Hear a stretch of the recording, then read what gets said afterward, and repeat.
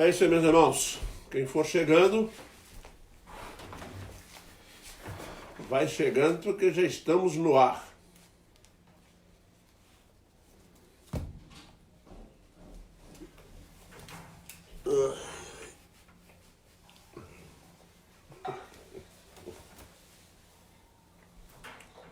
Já tem gente entrando.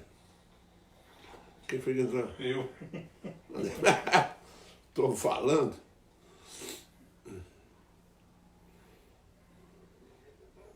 Começaram agora.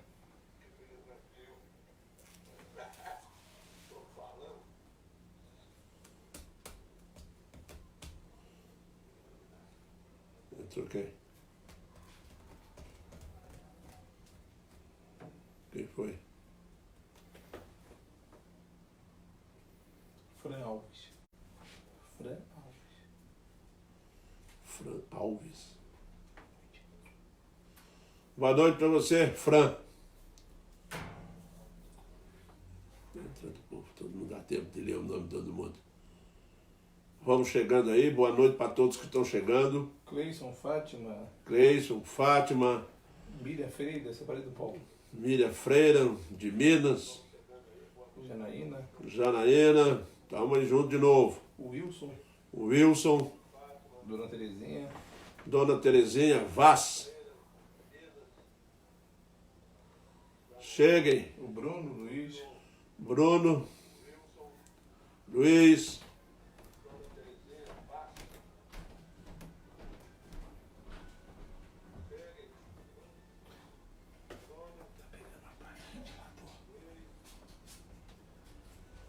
tudo bem, vamos chegando.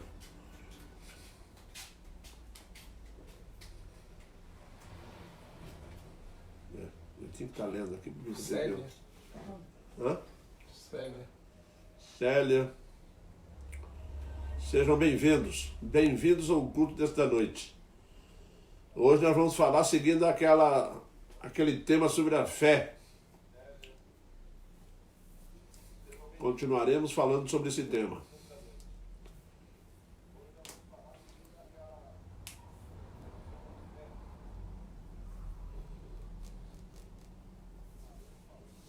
Mas quem já? Não vai ninguém? Fátima. Boa noite, meus cheiros. Boa noite, cheiro.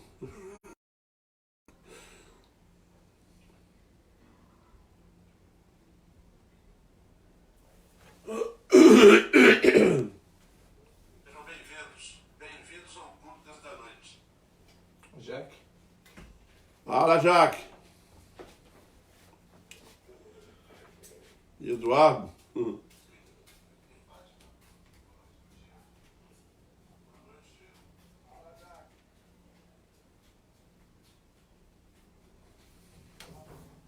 Não lembra ninguém, eu vejo passar um monte de nome aqui. A Nick do seu Augusto. Dona Nick. Seja bem-vinda, Nick.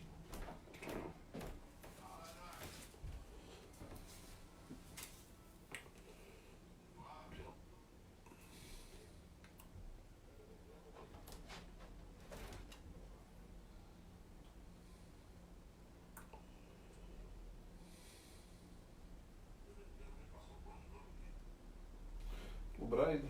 O Braille disse. Braille disse. Um abraço, Braille. Braille. Braille do.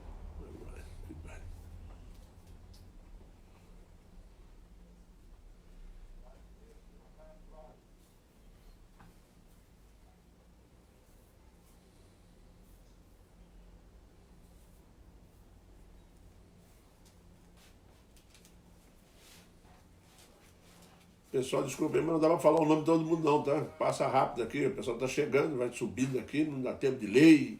A Thalita. Thalita. Da Graça. Bem-vinda, Thalita da Graça. Thalito, Elvis e Angelina. Thalita, Elvis e Angelina. Ana Paula Adilson. Ana Paula, Adilson. Tomou o Adilson, vou mandar um abraço. Um abraço para vocês. A Aline do Júnior. Aline, Júnior. O Xande acabou. O Xande tá dormindo. Xande continua chegando atrasado. Não tem gente não, velho. Não chegou atrasado não, eu que sou bocudo mesmo, tá na hora, Xande. É uma implicância com o Xande, né?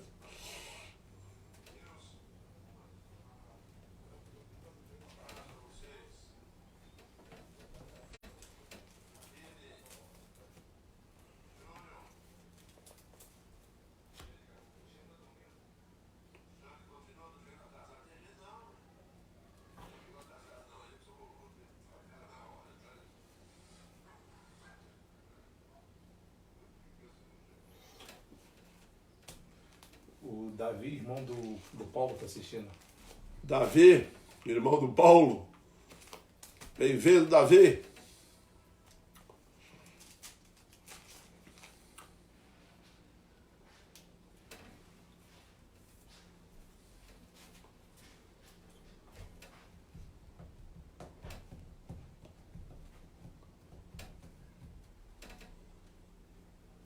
Aqueles que habitam no esconderijo do Altíssimo, a sombra do Senhor onipotente. Oi, Johnny. Oi, Ione. Descansará. Tati do Paulo. Tati, Thaís. Thaís. Tem alguns aí que eu não falo, fica bravo comigo não, hein? Aqueles que habitam no esconderijo do Altíssimo,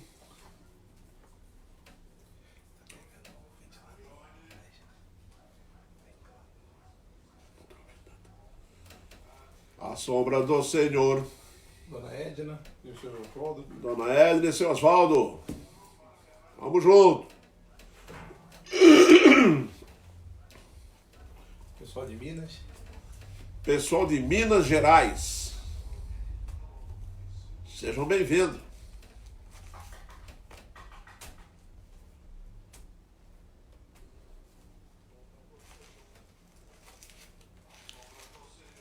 Gilberto Schweitzer. Fala, Gilberto.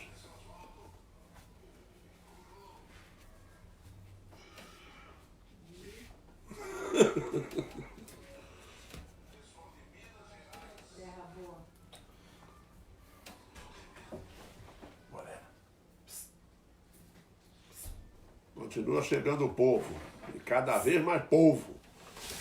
Quando terminar esse coronavírus aqui, a congregação de Navegão vai estar famosa no Brasil todo. Até nos Estados Unidos. Né? Nós vamos ficar famosos.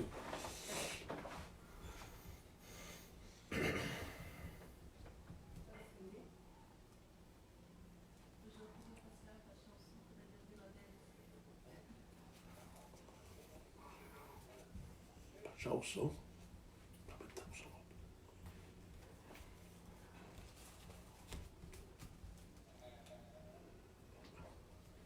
Chegou o negócio aqui na frente da tela aí, ó. Subiu. Vamos chegando, gente. Já estamos começando, hein? Estamos muito próximos de começar. O nosso culto dessa noite, diante do nosso Deus. O Senhor Deus Todo-Poderoso. O Guilherme, filho do Wilson, está assistindo. Guilherme, filho do Wilson. Jennifer Borges. Jennifer Borges.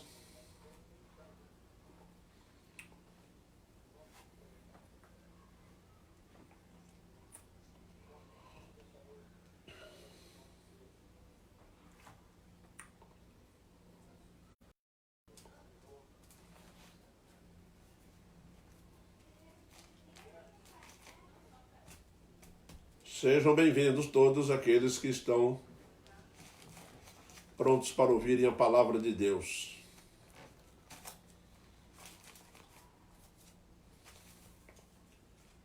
Sejam bem-vindos cada vez mais. Tia Neuza. Fala, Neuza. Neuza e Gustavo.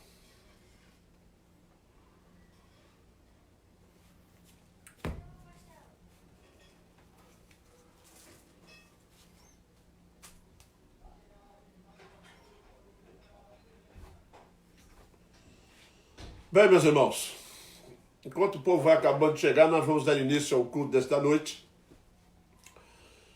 E como sempre, nós vamos dar início com uma oração, pedindo ao nosso Deus as bênçãos para esse minuto, para esse momento diante dele, e que a palavra dele consiga ser disseminada por esse mundo inteiro, e assim, Senhor, nós possamos ser testemunhas desse momento difícil. Vamos orar então. Oremos. Santo Deus, eterno Pai, nós te louvamos agradecidos, ó Deus, pela grandiosidade do teu amor, pela providência, ó Pai, pelo cuidado que tens tido para com o teu povo, e, Senhor Deus, nos guardando a fé, nos mantendo firmes diante da tua palavra, dando-nos a oportunidade de estudar a tua palavra, de elevarmos nossas orações diante da tua santa presença. Pai eterno, pedimos que tu venha aliviar, ó Deus, resolver esse problema, ó Pai, do coronavírus no mundo, e que tu és o Deus único que podes, ó Deus, tu és o Deus soberano sobre todas as coisas. Somos sabedores que tu tens teus planos e a tua vontade soberana sobre tudo. Estamos tranquilos, ó Deus, porque sabemos que tu cuida de nós. Perdoa, ó Deus, o nosso pecado, a nossa falha diante de ti. Ajuda-nos nesse momento da compreensão da tua palavra. É o que nós clamamos agradecidos em Jesus Cristo, teu Filho amado. Amém, Pai. Meus irmãos, nós vamos falar hoje, na continuidade do tema, de uma fé inigualável, com características inigualáveis. Características que nem era do povo judeu, e nem era de um sacerdote, não era de um levita, não era de uma pessoa que realmente seguia todos os princípios da lei, mas era um oficial do exército romano. E esse oficial, em determinado momento da vida dele, tem um problema sério em casa, e ele tinha uma pessoa que ele estimava muito e que estava necessitado. Vamos ler nesses instantes, então, abrindo a nossa Bíblia em Mateus, capítulo 8, do versículo 5 ao 13. Mateus, capítulo 8, do versículo 5 ao 13. Você que está chegando agora, Mateus, capítulo 8, do versículo 5 ao 13. É o que serve de base para a nossa meditação nesta noite. A cura do criado de um centurião, de um oficial do exército romano. Mateus, capítulo 8, do versículo 5 ao 13. Assim nos diz a palavra do Senhor. Tendo Jesus entrado em Cafarnaum, apresentou-se-lhe um centurião, implorando: Senhor, o meu criado jaz em casa, de cama, paralítico, sofrendo horrivelmente. Jesus lhe disse: eu irei curá-lo. Mas o centurião respondeu: Senhor, não sou digno que entres na minha casa, mas apenas manda com uma palavra, e meu rapaz será curado. Pois também eu sou homem sujeito à autoridade, tenho soldados à minha ordem, e digo a este vai, ele vai, a outro vem, ele vem, e ao meu servo faz isso, ele o faz. Ouvindo isso, admirou-se Jesus e disse aos que o seguiam: em verdade vos afirmo que nem mesmo em Israel achei fé como esta. Digo-vos que muitos virão do Oriente e do Ocidente e tomarão lugares à mesa com Abraão, Isaque e Jacó no reino dos céus, ao passo que os filhos do reino serão lançados para fora nas trevas, e ali haverá choro e ranger de dentes. Meus irmãos, no livro de Lucas nós vamos encontrar que esse centurião, ele não chega aí à presença de Cristo, ele pega uma comitiva, ele escolhe umas pessoas para irem até a presença de Jesus. E então, lá em Lucas capítulo 7, versículo de 1 ao 10, nós vamos encontrar esses dados que o Lucas vai registrar. Ele chama os amigos, ele chama os sacerdotes, ele chamou lá uns anciãos, gente que era simpática a ele, e essas pessoas se dirigem a Jesus. Se vocês observarem bem, lá em Lucas, tá? Você vai encontrar que do versículo 1 até o 4, você tem quando essas pessoas chegam diante de Jesus. Meus irmãos, passem o título, o livro que está aberto vocês em Mateus, passa para Lucas 7. Lucas 7, de 1 a 10. Faça isso. E você vai observar que as bases de Lucas são mais objetivas. Não é questão de objetividade, mas é uma questão de... Ele é mais breve e mais sucinto. Mateus vai acrescentar algo que o Lucas não acrescenta. E eu estudando Mateus, depois então passei a observar o livro de Lucas. Eu gostaria que os irmãos então abrissem de fato em Lucas capítulo 7, versículo de 1 ao 10, e os irmãos vão encontrar ali algo de extrema importância para a fé de cada um de nós. Tá? Lucas capítulo 7, do versículo do 1 ao 10. Troque o texto. Tá? Muito bem. No versículo 1 e 2, relatam o coração aflito de um oficial que estimava muito seu criado. Eles chegam a ele para fazer esse pedido, eles vão chegando e vão pedindo. Digo-vos, porém, aqui no versículo 1 diz assim: tendo Jesus concluído todas as suas palavras dirigidas ao povo, entrou em Cafarnaum, e o centurião, tendo ouvido falar a respeito de Jesus, né, que mandou a alguns anciãos dos judeus pedindo-lhe que viesse curar seu servo. Essas pessoas vão ali, meus irmãos, mas como os irmãos sabem, eles vão tentar persuadir Jesus Cristo a ir à casa desse centurião com o conceito da lei, com o conceito que eles tinham. Eles chegam a dizer para Jesus: olha, vá curar o servo, porque ele é digno disso. Dentro do conceito deles, eles creem que Jesus Cristo vai curar aquele jovem pelas boas obras do centurião. Eles chegam a dizer que esse centurião construiu uma sinagoga para eles.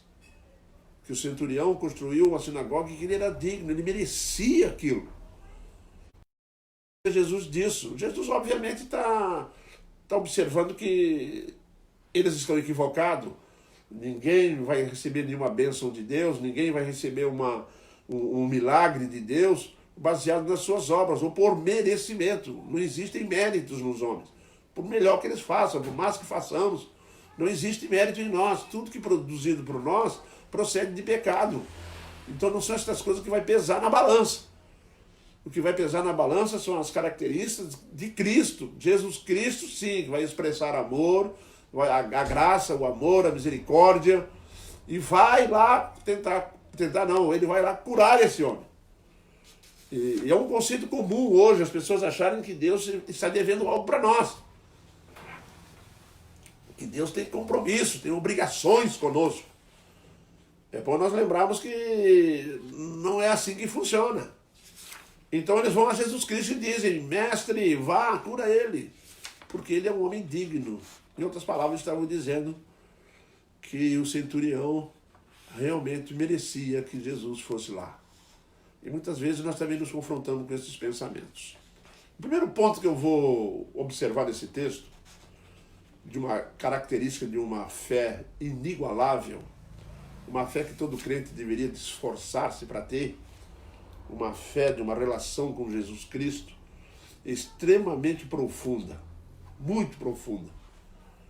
E por mais que os anciões, por mais que os judeus que foram lá chamar Jesus para ir até a casa do centurião fizessem questão de destacar as boas obras que aquele homem fez, você vai descobrir nesse homem algo que nos impressiona demais. Ele realmente tem uma característica que nos faz observar que são coisas que nós realmente temos que ter. Isso tem que estar dentro do nosso coração. A primeira característica de um homem que tem uma fé inigualável é que procede de um coração humilde, meus irmãos. Uma pessoa sem humildade, uma pessoa que não sabe reconhecer Jesus, que não sabe o seu próprio lugar, acaba achando que é merecedor de alguma coisa, que é merecedor que ele tem méritos e que Jesus Cristo deve fazer alguma coisa por ele. Nós não pensamos assim. Uma pessoa que tem um coração humilde, tá? Ela não pensa dessa forma. E aí é que tá. Às vezes a gente acha que tem um coração humilde, mas quando você começa a olhar para esse homem, você começa a observar uma coisa que vai nos distanciando dele. É uma fé tão séria, tão profunda, que Jesus disse que nem Israel achou uma fé como essa. E não tinha mesmo. E eu me pergunto se hoje tem, se Israel, que era o berço da lei, que era o berço do Antigo Testamento, Jesus não achou uma fé como essa, imagine fora de Israel se achar, não vai. Mas, como essa característica principal na vida desse homem era a humildade, então nós temos que saber o que realmente acontecia com aquele homem. Realmente era um homem temente a Deus. Ele já tinha ouvido falar de Jesus. E pelo fato de ter ouvido falar de Jesus, eles começam a saber e começam a identificar a distância que existe entre ele e Jesus. O lugar dele e quem é Jesus. Isso me leva para Pedro. Quando Pedro sai daquela pesca lá, ele se ajoelha e fala: Senhor, se afasta de mim, porque sou pecador. Quando nós nos aproximamos de Jesus, nós vamos descobrindo mais quem somos do que descobrimos quem ele é. Quanto mais Jesus se aproximar, quanto mais eu vou me chegando perto dele, mais eu vou diminuindo, vou ficando pequeno. Por isso a comunhão é de extrema importância, queridos. Vamos observar algumas características. A primeira coisa que esse homem, ele não se acha digno de receber nada de Jesus. Não, ele não acha digno, ele não acha que é merecedor. Apesar daquele que eles enviou lá para buscar, para trazer Jesus, apresentassem ele como uma pessoa digna. Mas ele mesmo, ele tem um conceito sobre ele, de que ele não é digno. Não sou digno, não sou merecedor. Eu não sou merecedor de receber nada de ti. Eu não sou merecedor, nem que tu vá na minha casa. Essa é a realidade. E uma outra coisa que nós vamos observar, e aí é que nós vamos compreender um pouco mais sobre essa humildade, é que se você bem observar o início da história, né, ele mandou chamar o centurião, lhe pedira que viesse. Aí Jesus vai. Né? Só que agora, porém, que Jesus está chegando, o oficial disse ao contrário: não te incomodes em vir. O que aconteceu? Ele manda chamar Jesus. Jesus vai na direção dele. Jesus vai lá na casa dele. Aí quando o centurião começa a observar que Jesus vai chegando, ele começa a se avaliar. Ele começa a ver que Jesus Cristo está muito acima do que ele pensou. Nesse interim ele pondera sobre a grandeza de Jesus. Ele pede para Jesus, mas quando Jesus vem, ele começa a perceber a grandeza de Cristo.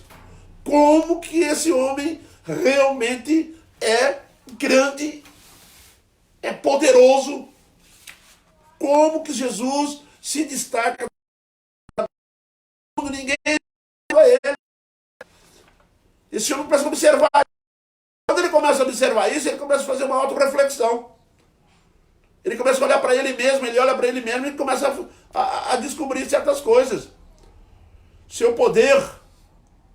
Ele sabe que Jesus Cristo, quando chega perto, ele vai vendo que o poder de Jesus é imensurável. Ele tem todo o poder, não é? Sua majestade excelsa. Jesus é majestoso. E é interessante que isso começou a acontecer no coração desse centurião, porque uma coisa era ele pedir para Jesus vir, outra coisa foi encontrar Jesus. Quando ele começa a encontrar Jesus, Jesus começa a chegar perto dele, Jesus vai crescendo, vai se agigantando, vai ficando grande, e ele vai ficando pequeno, ele começa a olhar para dentro dele, ele começa a ver que essa majestade, essa glória de Cristo é imensa, a sua santidade, né? A disposição para ajudá-lo, está ali presente. É interessante, meus irmãos. Sabem por quê? Porque você só vai conhecer Jesus se você estiver muito próximo dele. Aí nós vamos descobrir essa grandiosidade toda. Eu fico muito triste às vezes de pessoas que estão convivendo, estão indo à igreja, que estão buscando a Deus, não conseguem dimensionar a sua mediocridade, a sua pequenez diante de tamanha grandeza de Jesus. Olha para Jesus e você vai ver como nós somos pequenos. Olha para Jesus e você vai ver o ama pela pessoa que ele é. Seria muito fácil, meus irmãos. Jesus não dá atenção pela sua grandiosidade, poderia matar alguém. Não, ele vai.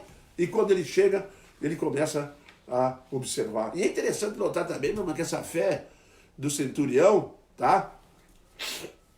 A fé desse centurião é diferenciada de Jairo. Jairo pede para ele ir à casa e impor as mãos. Lembram lá? Esse centurião não. O centurião pede para ele vir para curar. Mas quando ele vai chegando perto, o centurião se cientifica que, de fato, ele está diante de um homem que realmente tem um poder extraordinário, incompreensível. A fé desse homem chegou a uma conclusão de que realmente Jesus Cristo era Deus, todo-poderoso. O centurião se mais e mais envergonhado de si mesmo. Uma coisa que me impressiona muito nesse texto. E convicto de sua petição fora desnecessária. Tal grandeza de Cristo. Quando Jesus vai chegando, esse centurião vai se sentindo cada vez mais envergonhado. Envergonhado de quê? Ele olha para Jesus, ele vê o amor de Jesus, o desprendimento de Jesus em ajudar. Jesus é Deus, Deus na presença dele, ele começa a ficar envergonhado e que a petição que ele fizer era desnecessária. É interessante porque quando ele vê Jesus chegando, você não precisava nem pedir para ele vir aqui. Eu não precisava nem pedir para Jesus vir, porque Jesus realmente tem condições de ter feito tudo que é necessário sem precisar ter vindo aqui. Tal é a grandeza de Jesus. Meus irmãos, uma fé extraordinária, uma fé realmente inigualável, ela sabe a grandiosidade de Jesus. Ela tem intimidade, ela crê, ela tem certeza dessa grandiosidade, da maravilha, da graça, da misericórdia, do amor. Essas são experiências, meus irmãos, que só vêm através da fé. E esse tipo de fé é inigualável, meus irmãos. Mas essa fé, para acontecer no coração de um crente, ela tem que partir do pressuposto da humildade. Tem que ser humilde, não presunçoso, não começar a bater no peito que merece. Não basta. Jesus Cristo tem que entender que eu preciso dele. Meus irmãos, nós dependemos da graça e misericórdia de Jesus. A Bíblia nos relata, Paulo vai escrever lá, em tudo dai graças, porque essa é a vontade de Deus. Sabe por que devemos dar graça de tudo?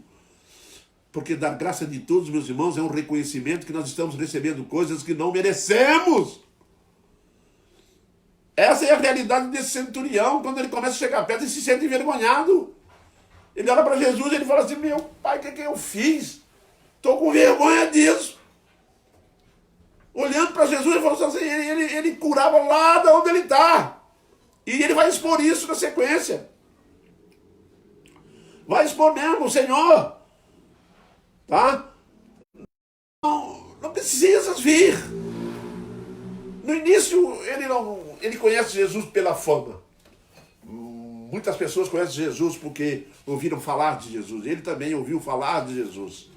E quando ele ouviu falar de Jesus, ele conheceu um povo que falava de Jesus, que vivia desse evangelho. E quando ele então demonstrou interesse, porque ele sabia que só tinha uma cura, que o servo dele estava paralítico em cima de uma cama, doente. E ele então fala assim, realmente pela fama que ele tem, ele pode curar meu servo. Vou pedir para ele vir aqui em casa. Mas quando depois que ele diz isso, que ele manda aquela comitiva lá conversar com Jesus, aí a ficha começa a cair lentamente. Ele vai olhando para aquilo que ele faz, para aquilo que ele pede, aquilo que já aconteceu com você, meu irmão. Quando você começa a orar e você vai ficando pequeno, já sentiu a presença de Jesus nas suas orações? Se você sentir a presença de Jesus nas orações, meu irmão, dá vontade de se enfiar debaixo da cama. Você está ajoelhado, dá vontade de se enfiar debaixo da cama, meus irmãos. A gente vai ficando envergonhado, a gente vira o rosto para o lado. Meus irmãos, Jesus é santo, santo, santo, santo, e vai embora da vida.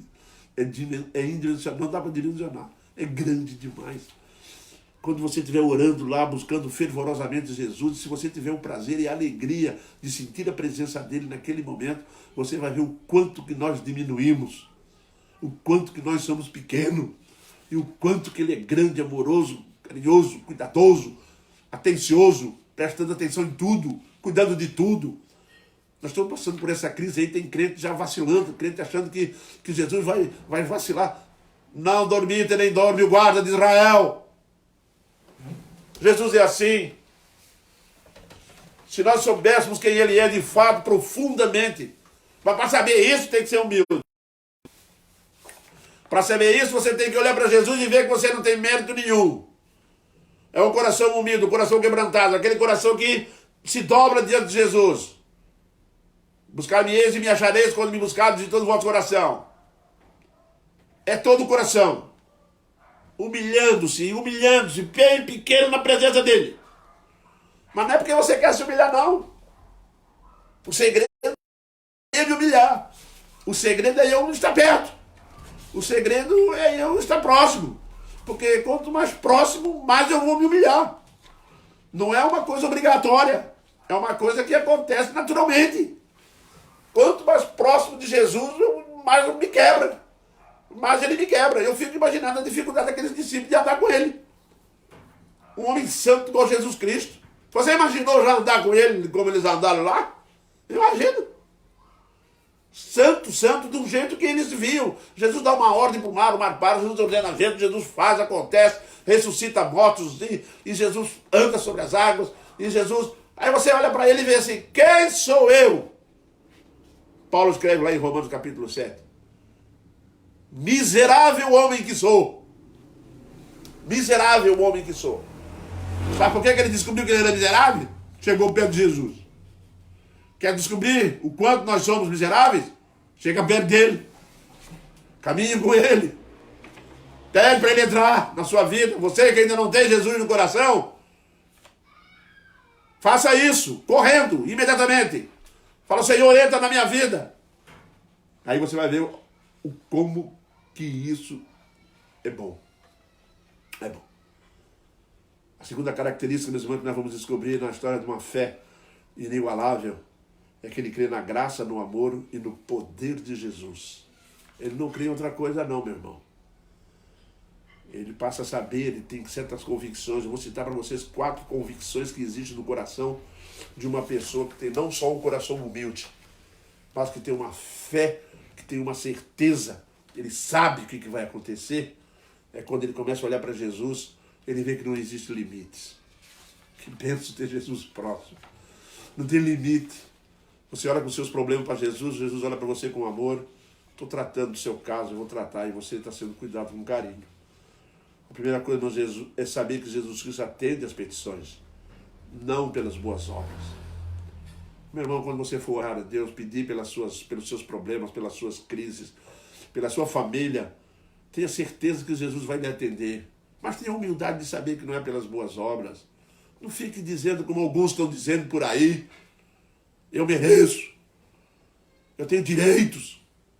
Falei na igreja, esse dia eu cheguei em casa, uma vez cheguei em casa, tinha um livro, que não sei de onde surgiu aquilo, tinha um livro aqui em cima da minha mesa, Os Teus Direitos. Eu falei, mas direito, pensei que era livro de advocacia. Fui abrir as páginas, e quando abri a primeira página, você tem direitos em Deus. Deus está lhe devendo, passei a mão, dobrei, joguei no lixo. Que é isso? Aonde existe isso? Eu tenho direitos, meu irmão, quando você for orar, lembre-se disso. Jesus vai atender às tuas petições. De um coração puro, de um coração sincero, e que reconhece que não é porque tu é bonzinho, porque tu é bonito, que tu pode ou deixa de poder. Não. É porque ele tem graça, ele acredita na graça, no amor de Jesus. Quando você orar, pense nisso. Creia nisso. Porque isso é a fé que é inigualável. Não chega perto dele achando que tem direitos. A segunda questão interessante sobre esse mesmo aspecto é saber que Deus não deve nada ao homem. Meus irmãos, tem pessoas achando que Deus deve às pessoas. Muitas pessoas se tornam ateus por causa disso, porque aconteceu alguma coisa na vida deles, né? Aí ele acha que Deus estava devendo alguma coisa para ele. Aí como Deus não fez aquilo, porque Deus não está devendo nada para ninguém, o que acontece? Deus não existe. Deus não existe. Ele existe tanto que tu vai dar conta diante dele. Pode ter certeza absoluta disso. Deus não deve nada a ninguém. Quem somos nós para tornar Deus devedor? Nós devemos tudo. Mas jamais bote no seu coração que Deus lhe deve alguma coisa. Que Deus tem obrigação contigo. Que Deus tem obrigação conosco. Deus não tem obrigação com ninguém. É amor, é graça e misericórdia. Viu? O que Deus faz conosco, se ele fosse aplicar, seria justiça. Aí sim, é isso que nós temos direito. Direito da alma que pecar, essa morrerá. Esse é o seu direito. É um direito que de pecador é ser levado a juízo. Mas Deus é bom, usa misericórdia, usa a sua graça. Creia na graça, creia no amor. A terceira, saber que Jesus Cristo tem toda a autoridade sobre os céus e sobre a terra. Quando o centurião viu Jesus Cristo chegando, ele desorientou. Ele falou, santo Deus, e agora? Mas como ele viu a grandiosidade, tanto poder em Cristo, eu fico impressionado como é que ele viu tanta coisa em Jesus, e com Jesus ainda longe da casa dele. Isso é fé. Fé é inigualável. Meu irmão, há quantos anos você vem frequentando a igreja? Há quantos anos você está exposto diante de Deus, diante de Jesus? Será que essas coisas têm influenciado a nossa vida? Será que esse poder, essa graça, essa grandiosidade, essa majestade gloriosa, o seu poder, a sua santidade, será que isso já entrou em nós? De nos humilharmos diante de tamanha grandiosidade? Foi o que aconteceu com ele. Ele olhou para Jesus e falou, Senhor, tu tens toda a autoridade. Nem precisa ir lá em casa, porque se tu manda, dá uma ordem aí, e ele vai ficar curado, porque eu também sou um homem, sou pecador, sou um miserável. Mas tem homens da minha... Como ele era um oficial, ele tinha soldados à disposição dele. E ele disse, quando eu mando um ir, ele vai. Quando ele vir, ele vem. E contigo isso aí está muito acima. Eu sei que tu podes. Não precisa nem entrar na minha casa. Fé, meus irmãos, inigualável é uma fé que crê que Jesus Cristo tem toda a autoridade. Não precisa estar presente. Não precisa. Ele curou algumas pessoas assim, de longe. Porque não precisa estar presente, mas ele tem autoridade sobre os céus e sobre a terra. Alguém disse assim, mas não vão, e o inferno? Eu falei, Jesus manda no inferno. Às vezes uma má interpretação lá do credo apostólico, que acredita que Jesus foi lá no inferno. Tem alguns que ficam apavorados com isso, né? Jesus foi no inferno, ele entra no inferno, é ele que manda lá. Fica pensando que outra pessoa manda lá, não. Quem manda é ele manda em tudo. E é o único que pode entrar e sair. Tá? Não fez. Né? Calvino vai explicar sobre esse credo apostólico de maneira diferente. Que Jesus Cristo realmente sofreu as dores do inferno. Então preste bem atenção numa coisa. Jesus tem toda a autoridade, ele disse isso. Toda a autoridade o Pai me deu. Assim na terra como no céu. E por último, meus irmãos, a respeito de crer na graça, dessa fé inigualável, é saber que quando ele age, ninguém pode impedir. Agindo eu, quem impedirá? Se Jesus disse assim, vai ficar curado, vai ficar curado. Ninguém pode impedir. Se ele disser, eu vou acabar com o coronavírus, vou acabar com essa coisa toda, vai acabar, acabou. Não tem ninguém que pode dizer, vou acabar não. Que é isso? Ele não só tem toda a autoridade, mas quando ele age, quando ele toma a iniciativa, não existe obstáculo. Não existe. Às vezes nós temos nossos problemas achando que são obstáculos. Não vão ser obstáculos para ele. Porque quando Jesus volta a sua atenção para alguém, a sua atenção para uma pessoa, para um problema, não existe nada no universo que possa impedir ele de agir. Não tem nada que possa impedir ele. Por isso, meus irmãos, nós desenvolvemos dentro da nossa teologia a perseverança. Não se perde salvação. E Jesus deixou isso claro. As minhas ovelhas ouvem a minha voz e me seguirão. E ninguém pode arrebatar da mão do Pai. Porque ninguém é maior do que o Pai. E eu e o Pai somos um. Então quando ele quer agir, Quando ele salva, acabou. Ninguém pode tirar a sua salvação. Ninguém tem poder para isso. Ninguém tem autoridade para isso. Ele é o Senhor Todo-Poderoso. O selo da nossa salvação está no Espírito Santo. O Espírito Santo é o selo da nossa salvação, da garantia da nossa salvação. Sabe quem é o Espírito Santo? É Deus. É Deus. Foi Jesus que morreu por nós na cruz. Paulo vai falar em Romanos 8, 31 em diante. Foi Ele que morreu por nós na cruz. Quem nos apartará do amor de Deus? Quem nos apartará do amor de Cristo? Será morte, tempestade, fome, nudez? Tem alguma coisa? Nada pode nos separar. Porque ninguém pode fazer nada contra Jesus. Esse homem sabia disso. Isso é uma fé inigualável. Esse homem sabia profundamente sobre isso. Ele chegou a um ponto de olhar para Jesus e falar assim: Senhor, se tu quiseres, é só dar uma ordem. Que fé. Eu fico impressionado com isso. Olha que fé. Senhor, tu não precisa fazer nada, não precisa vir, não. Só dá uma ordem aí e acabou. Isso é uma fé impressionante. Esse homem não conhecia Jesus, conhecia Jesus de falar. Mas quando ele está na presença de Jesus, ele cai. Por isso que eu sempre digo para a igreja: meus irmãos, meu irmão querido, você que está me ouvindo agora, que você talvez não tenha Jesus, você está desviado, ei, volta depressa. Fique na presença de Jesus. Quanto mais na presença de Jesus estivermos, mais nós vamos descobrir do seu poder, do seu amor, do seu cuidado. Não te engane. Não te engane, não se deixe enganar. Não te afaste. E por outro, meus irmãos,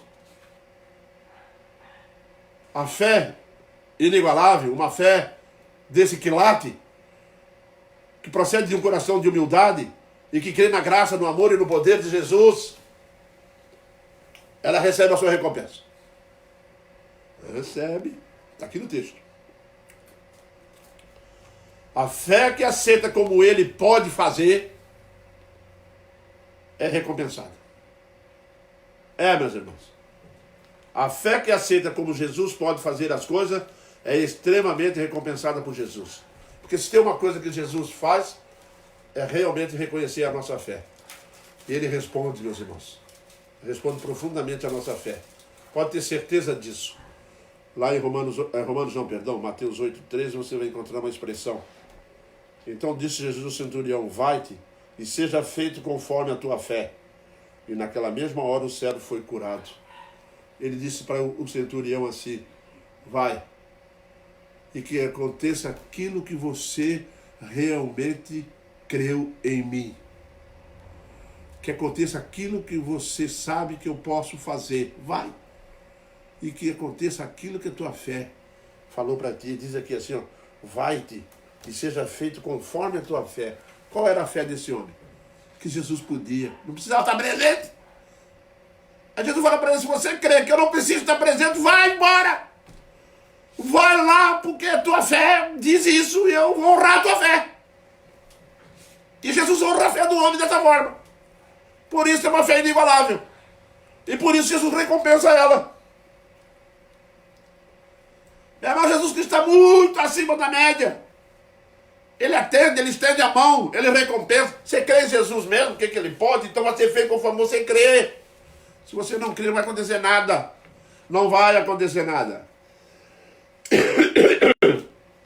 Jeremias 29:13 diz assim: buscar-me-eis e me achareis quando me buscardes de todo o vosso coração. Queridos, quer ser abençoado?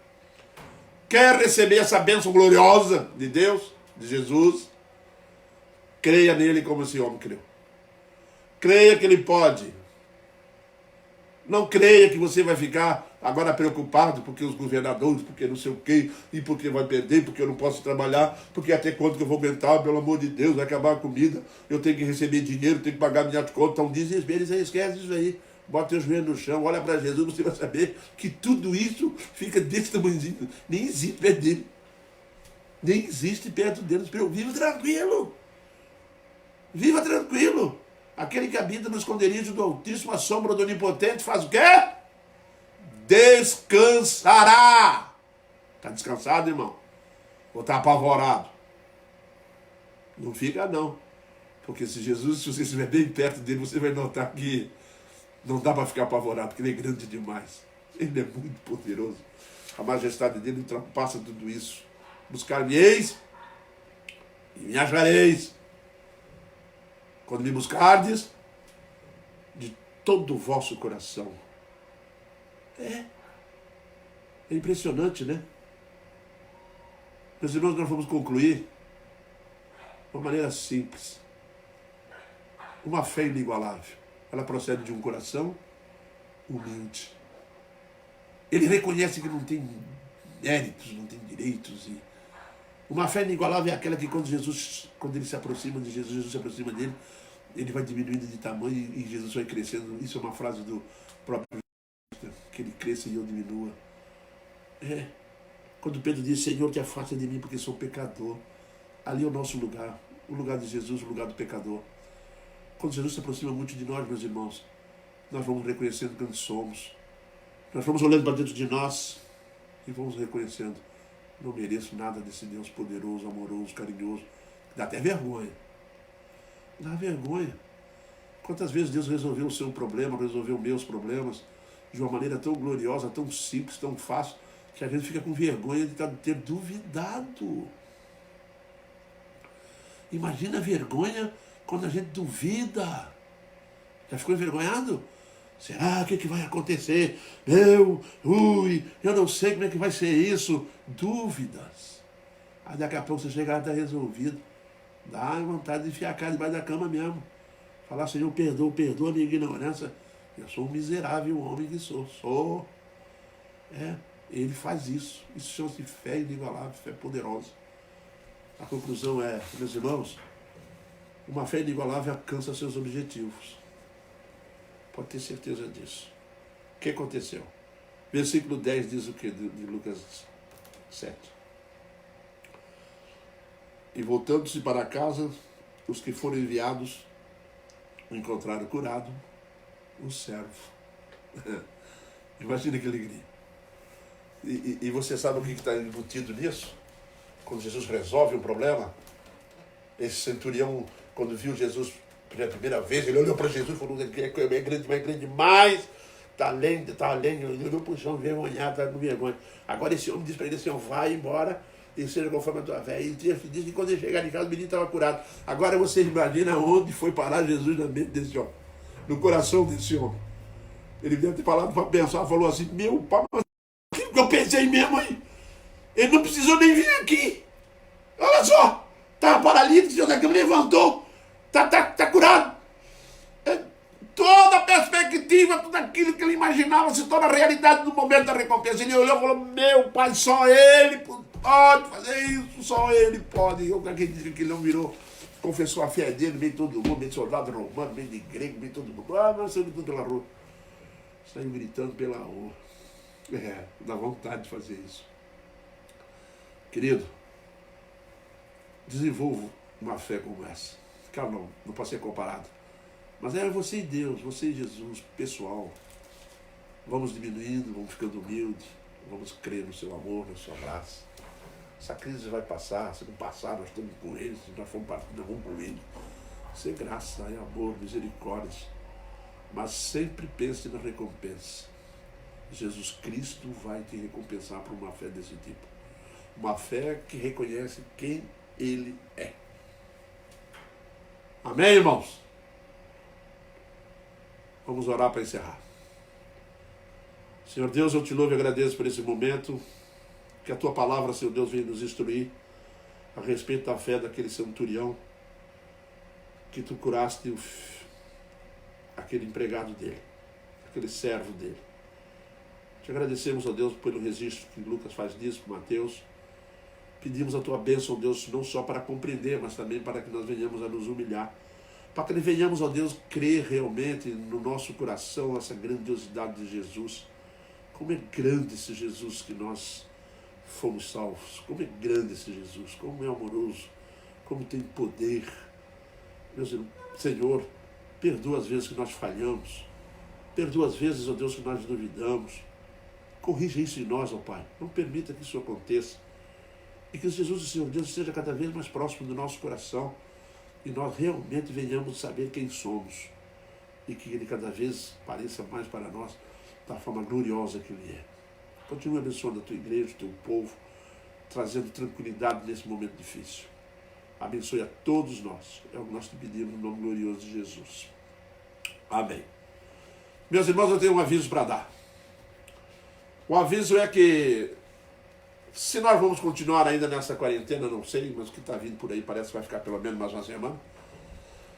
Então, no próximo domingo, nós não vamos estudar, eu atendendo aqui o conselho do meu filho, do Jonatas, eu realmente achei que nós temos que... o assunto da revista Escola Dominical é um assunto para a igreja, que é feito lá junto da igreja. O povo vai lá e fica lá. E quando a gente está falando aqui direto para todo mundo, muitas das vezes esses assuntos não é conveniente para todos. Então eu digo aos irmãos que no próximo domingo nós não vamos estudar a lição, mas nós vamos estudar a continuidade sobre a fé. Terça-feira agora, às 19h30, nosso encontro está marcado. Fé. Quinta-feira, fé. Domingo de manhã, fé. Domingo à noite, fé. Quando o coronavírus for embora, nós vamos andar sobre as águas. Amém, queridos? Que Deus nos abençoe e nos guarde.